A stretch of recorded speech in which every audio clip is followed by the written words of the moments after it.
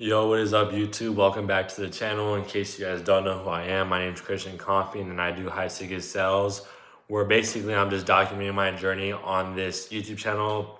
If you guys have been following me for a little bit now, this video is going to be going over my B2B experience so far. Today was my very first day ever closing a B2B offer. And I'll explain to you guys a little bit about what the offer is specifically in terms of like niche and what types of business owners I'm selling to specifically. Before we get into that though, the reason why I'm making this video right now is obviously, yes, today is my first day. First time I've ever closed a B2B sell online in high ticket sales. So that's the first thing. Second thing is I wanted to explain a little bit of what I've learned about myself personally as a person and as a sales rep in this industry when it comes to being in a position where I've been in B2C for 9-10 months, a long period of time, to now being in the B2B industry and transitioning into that. And I wanted to give my honest thoughts and opinions on what I've learned and challenges I've been facing the past couple of days. Realistically, I could even say the past couple of weeks now when it comes to having to adjust to going from B2C to B2B. Now, when I say adjust from going from B2C to B2B, by all means, there really is no difference. You're really talking to human beings at the end of the day. But with B2B, you do have far less rope to mess up on. And what I mean by that is there's very small, you have such smaller profit margins to mess up and not be on the ball in your discovery on a sales call with business owners in the B2B industry than you do compared to B to C. And that's something I've been having to learn the hard way, unfortunately, the past couple of weeks, which is definitely a good thing for me because I know it's going to make me a better person and a better sales rep so I could continue helping as many people as I can. But without further ado, let's hop straight into it. So to give you guys more context, I started working with this company maybe about a month ago, I want to say. The first 2 weeks, I'd say I was really just training. And the past 1.5 to 2 weeks, I've been taking sales calls now for them. I've probably taken, if I had to guess, close to 8 to 9 like qualified live calls where I like get through the pitch and everything. And today was my first time closing, which actually, believe it or not, I feel like was pretty good. My goal was, to be honest, was to close one deal within the first 10 live calls that I have, because the packages for this offer is a 6K and a 15K price point. But with this industry, we basically help business owners that run a remodeling company, such as like they do kitchen remodels, bathroom remodels, they do paint jobs, like all sorts of stuff when it comes to residential and commercial. And we basically help generate them higher quality leads, because a lot of the leads they get are tire kickers. They're not ready to buy. They're essentially don't have the budget in the first place for the project. So a lot of these business owners are suffering a lot when it comes to needing more high quality leads. And our company, we help take them from $1 million a month to 5 million to 10 million to 15 million a month plus in terms of the revenue that they're bringing in. So these business owners, they're heavy hitters. These guys are A-star when it comes to knowing exactly what I'm doing in the first place. They know I'm in sales. They know it's a sales call, blah, blah, blah. They know the whole 9 yards and everything.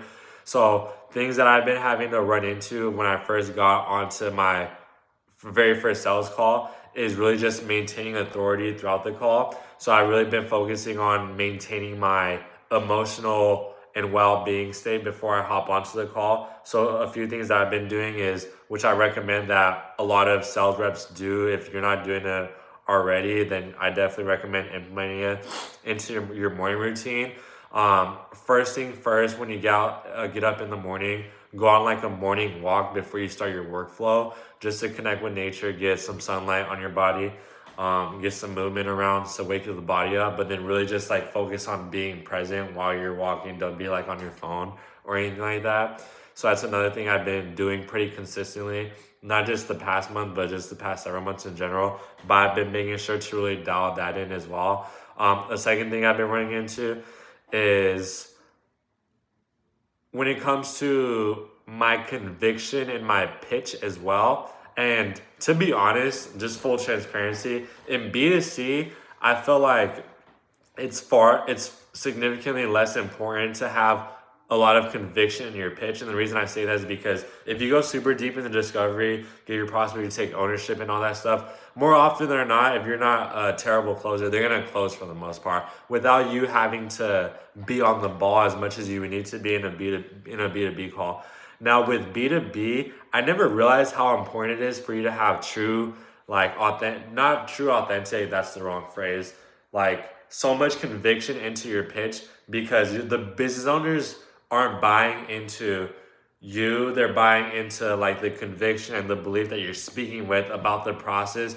They can hear how much you truly believe that your process and that your program can work and can significantly help change their and transform their business, which is obviously going to transform their lives, their family lives, so on and so forth. So that's something I've been keeping in mind as well when it comes to just really slowing down in my pitch and speaking with full conviction. So if you're still new to B2B and you're struggling, that's something you should also review, as well as how well you're pitching your process and the conviction and the energy you're bringing when it comes to your pitch, which I've never really paid close attention to up until now, getting into more B2B calls, which is something I'm definitely working on. Another thing that I've been struggling with as well is, which I feel like is something that quite a few closers struggle with, but not a lot to talk about, is when it comes to asking super powerful questions for prospects that already know that it's a sales call. They know that they essentially know what you're doing, essentially. Even though I always want to come off as true and authentic, I'm not here to sell them. I'm here to get to the root cause of why they're not in the position that they want to be. That's the mindset I go into the calls with, which I feel like a lot of closers should take on that mindset. Anyways, where I was going with that is, when it comes to understanding these business owners, I've been having a hard time asking powerful right hook, left hook questions that really get to the root cause of why they're in the position that they're in right now. And the reason I've been struggling with that, I did a discovery with my sales manager. He's also like the CEO of the company, and we found that I've had this fear for several months now, since May specifically, with older prospects in particular, because I have this sort of feeling like if I ask these questions, I'm going to ask it too soon, so they're going to be too premature, and then I'm going to end up losing, not conviction, but like I'm gonna lose my authority in the sale. They're gonna be like, who are you to ask me these questions so soon? You know what I mean? But then the second thing is, I ask it and it just comes off the wrong way. Either wrong energy, I'm not in the right state, and it just comes off like not true and authentic. So that's something I've been keeping in mind as well, which is why I've been reviewing a bunch of my calls and kind of like seeing what I could improve on in particular.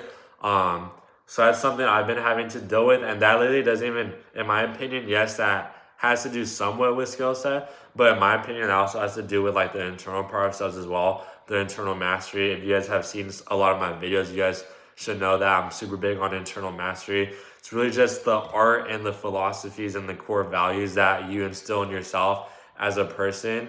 And the better you're able to instill those principles in yourself in all aspects of your life, physically, mentally, emotionally, spiritually, in all aspects of your life, the better you're going to be able to portray that over to your prospects, and the energy just transfers over to them as well. So that's something I've been keeping in mind as well, that I have been having to running into.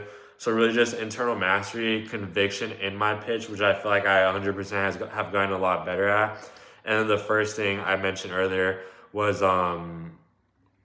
really just connecting and maintaining my authority throughout the whole call.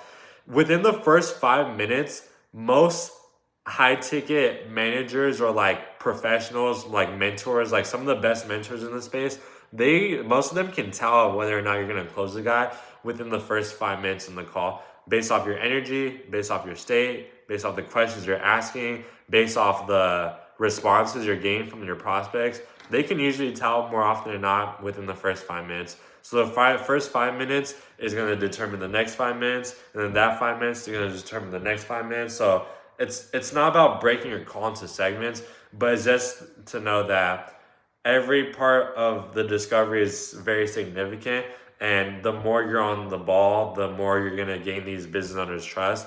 Obviously, same goes for B2C, but it's just been a lot harder for me to adjust to B2B because I'm having to be even more on the ball than I was with B2C. So that's something that I'm learning for sure in the meantime.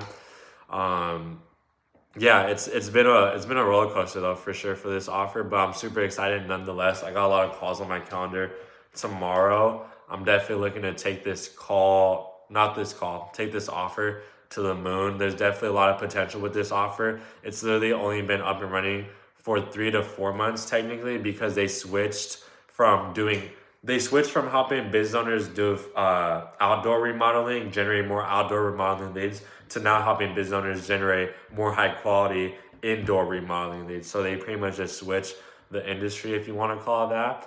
So they're still building out case studies, testimonials, all that fun stuff. But I know our process works for a fact because now I have a lot of conviction in what I'm selling because I know that it works. And I see some of the partners that are already inside the company that are doing 1 to 10 million a year. And I wanted to share this quick story with you guys as well. A few days ago, I want to say it was Thursday or Friday of last week specifically, I was taking a call at Leisha's house, my girlfriend, and I took a walk before a call. I think the call was at like 10 a.m. I took a walk just to clear my mind because I was like, I truly just need to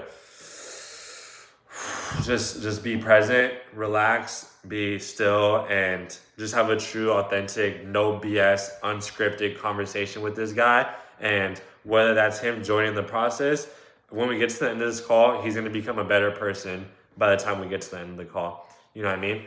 I didn't close him, but that was my first call where he didn't try to take authority at all during my discovery.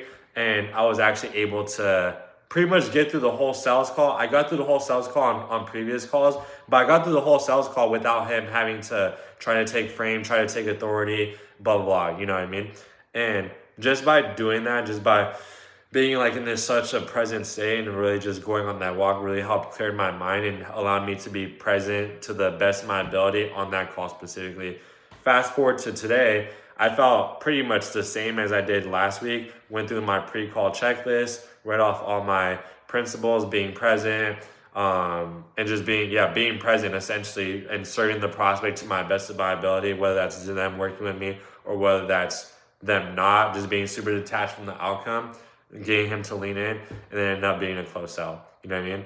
So if you don't already, you guys should definitely make a pre-call checklist. If you guys don't know what it is, basically like 10 bullet points that you read off before every single sales call to reset your mind and be 100% present with the prospect that you're going to hop on the call with. It's pretty much like a reset button, if you want to call it that, just so you can stay nice and grounded, deep breaths, and really just be 100% present, because you don't want to treat prospects like, oh, I have another call, like it's okay if this guy doesn't close. You know what I mean?